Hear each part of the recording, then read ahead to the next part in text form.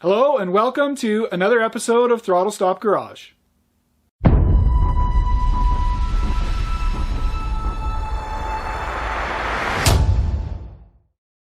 Okay, so it's episode 44 and we're going to be in the garage welding the entire time. Not going anywhere, not doing anything all that interesting. In fact, almost the entire episode is stop motion. So grab yourself a coffee, come on over, sit down, and let's have a look at what we got done. This episode started with me just having the frame basically tacked up. I'd gotten some little bits and pieces sort of attached to it the other day, but I hadn't finished welding it up. Now, the whole thing has to be TIG welded, and I know for a fact that it doesn't actually need to be TIG, but it's a high quality process, and what the heck. In fact, as I'm looking at the frame right now, I'll use pretty much every weld process known to man on this particular frame. So, all right, I thought we'd get started with just a little look at the way this used to be done. So this part of the chassis is the actual chassis I'm working on. This is a little bit of footage from the archive, so you can recognize the outriggers and other parts. You know, assembled very carefully with a large hammer. Switching to today, as the robots do the ballet, as they wander around welding these perfectly crafted chassis, I was reminded that this isn't that. So as we get rolling along, you're going to see it's a lot more difficult when you just try to do this on your own. All right, so the first big difficult part was just getting all the areas tacked in, right? So I built those other the K-member crossbars and the other pieces, and I'm just adding tacks to everything here just to try to make sure that I've got enough tacks in the right place. So checking for level and square.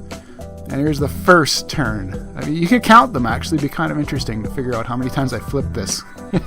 Not all the footage is in there, of course, but... And then it's a question of what do you weld first? Where do you... every time you weld, it's going to shrink. And then where is that shrinking going to manifest itself? So it's just endless bits of thinking. The welding doesn't actually take all that long, although TIG welding's not really a fast weld process, but... the thinking part is the hard part, to try to work out what it is that you're going to do. So now that I've got most of this top half done, I'm going to flip it over again. Now note, I haven't welded the parts that join up to the main frame rails yet, right? So when I weld those, I'm going to kind of do them in a cross pattern, just so that those stresses will balance out and not tip that frame and manage to distort it. So I was trying to be super careful there. Here's my first attempt at trying to get some arc shots. I don't yet have the right set of filters. I don't really know what the right set of filters is to do this, but trying with some big time neutral density filters coming up to see if I can actually get in there so you can see it. So right at the end of that weld, you're just going to taper off with the foot pedal and then just keep both the torch head and the rod in the argon flow during the post flow, just to make sure you don't get any contaminants in there. This is the middle part between those two diagonal members out to the lower control arms, and I just uphand TIG. You're going to pulse. It's just, you know, when you hit that pedal, you hit it hard to try to get that penetration all the way down to the other member. Then you fill it in with the rod. It's just a bit of fun. That was about, I think I had about a half an hour worth of these welding shots done. And that was all that was any good.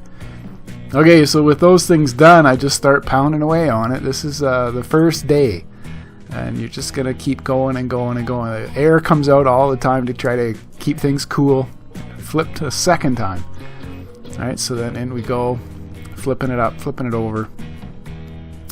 Get yourself comfortable if you're going to be TIG welding. It's unlike any other weld process, right? You've got a foot pedal going on, you've got both hands working. It's a difficult thing to master. And I'm still, still not a master at this stuff. But each one of those required both an uphand technique and something that was relatively straightforward. I try to get it all wrapped around. Anyway, that's the end of the first day. Well, welcome to late April in Canada. A little blizzard overnight, but... Hello, puppy. Yeah, that's how I feel this morning. Big stretch. Let's get it rocking and rolling. Sorry for the furnace, but once again, it's a frozen ice ball out here in Canada. So we're getting rolling here with the frame. Yesterday we got it about half welded. So pretty good progress, really. Lots of stops and checks along the way just to make sure everything's okay. And then other fun stuff. All right, that's my total gas for today. That's all I got left. So let's see if we can get this finished off with what we got in the tank. Otherwise, we gotta go to the welding store, which is no big deal. So the start of the second day sees us in getting the more serious bits done. Driving the puppy a little bit crazy because he wants to sort of go in or play.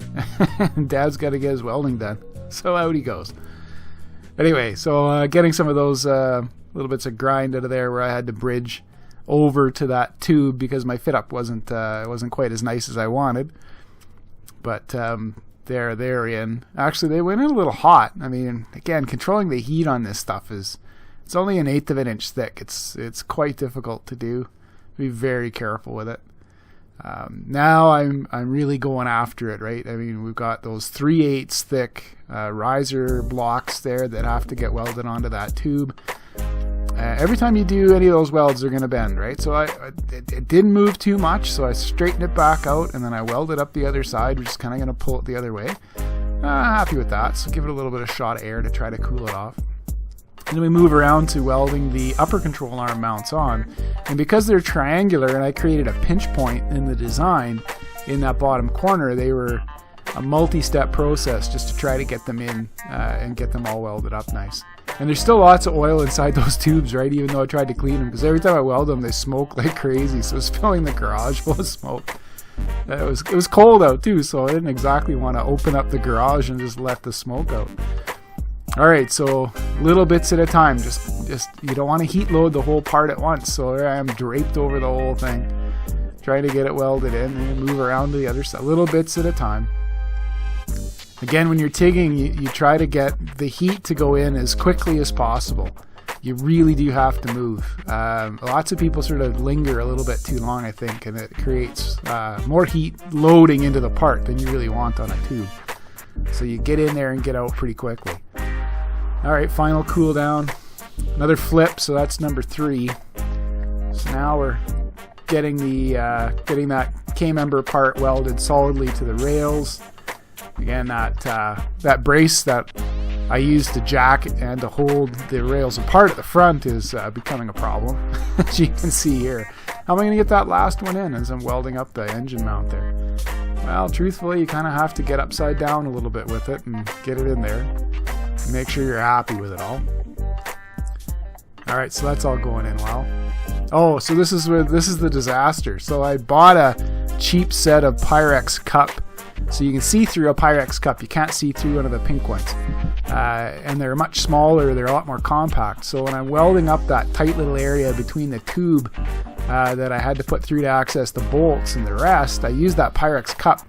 But they're really a cheap one, and anyways, they sucked some air in. There was a leak. That's a stupid thing. So I lost the shielding gas, and they created a great big ugly weld. So then I had to grind it all out, and then it was a huge hassle. So I just grabbed the MIG and just blew it in there after I tried to fix it with the TIG. So it's a little bit crazy, but there you go. You do what you have to do. The welding these tight corners in the tube is also it's a very difficult thing to do. It's harder than it looks, right? I mean, I've done this more than once, so it's your first time up, man. Practice lots. It takes a long time. So finally, the next day, I'm welding the other sides of these just because they're cool now. And that's flip number 4. So we're continuing to rotate around. So over we go, just finishing off some of these other little bits of weld that need to go in. Rest of the back ends of the tube are done now. Oh, and then I pulled that block off and discovered that the frame rails towards the back end had pinched. So out comes the torch, so you just weld. I mean, I know where it pinched. I could hear it, actually. You'll see my hand go up to that scissor jack every once in a while as I'm tightening. And I'm just giving it a little turn every once in a while as I get things warmed up. We're not heating it till it's cherry red. We're just warming it up, right? So it's hot enough to move, like hotter than it would have moved without the heat. And at the end, that was all it took to make that. It's now within 1/8 of an inch of perfect, which is as good as it ever was. All right, grinder comes in to fix the evils of using the MIG on that one spot. And now I need to get the jack point here for this frame mounted in a different position. So the torch came out again. I used the torch to torch that thing off. You know, a little agricultural, but it works. Get a big magnet, MIG that sucker on. She's going nowhere. It doesn't have to go in and out very many more times, but I do need to get it in at least a couple more times with that part in place before I get the other structural elements placed in. So that's another flip for 5. So 5 times around, in case you're counting. Now I'm going to do the final rundown to the finish here. So this is just sway bar mounts. So I've already made the plates in a previous episode. I think it was in 42, maybe, I made those plates. So we're laying out the holes, getting them punched and drilled. Puppy's turning into a pretty good shop dog. He's tolerating all of this pretty well. Get the holes drilled and then put in some plug welds. So whenever you're doing plug welds, by the way, this is a top tip. Come at them hot and fast. I mean, this is if you weld at the same settings, this is 1/8 material, so I welded this at the same setting that I would weld 1/4 inch material on the flat, because technically you're kind of welding 1/4 inch material. So those plug welds go in and you do not have to grind the tops of them off. They're not cold, they're hot, they're fully fused, and they're perfect. Super easy to do. Alright, the final little buffing going on here on that silly steering bracket. I'm going to add a little bit of clearance for the welds that are on the back side of the standoff pieces. Get that all ground out. And then I got to put the weld prep in on each one of those the sort of oval parts so I can get the welding done. So that all gets done, die grinder.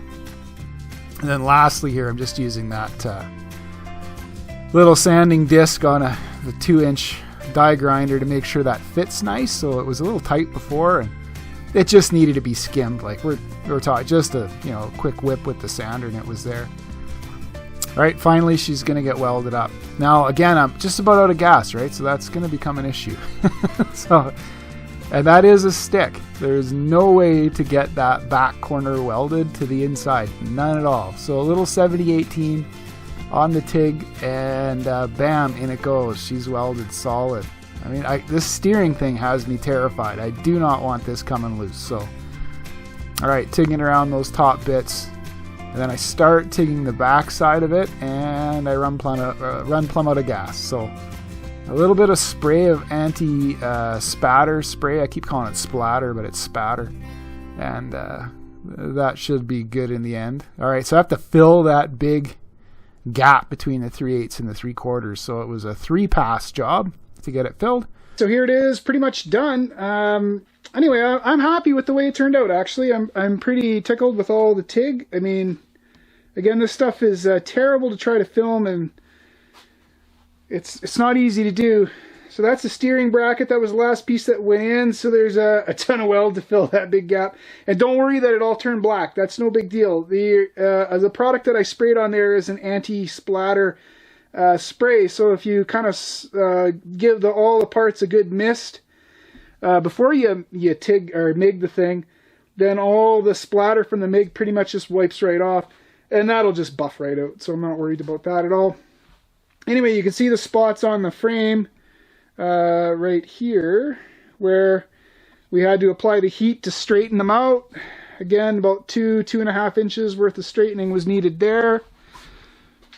Anyway, at this point, the whole thing is in, right? So every part of that has been welded and is solid.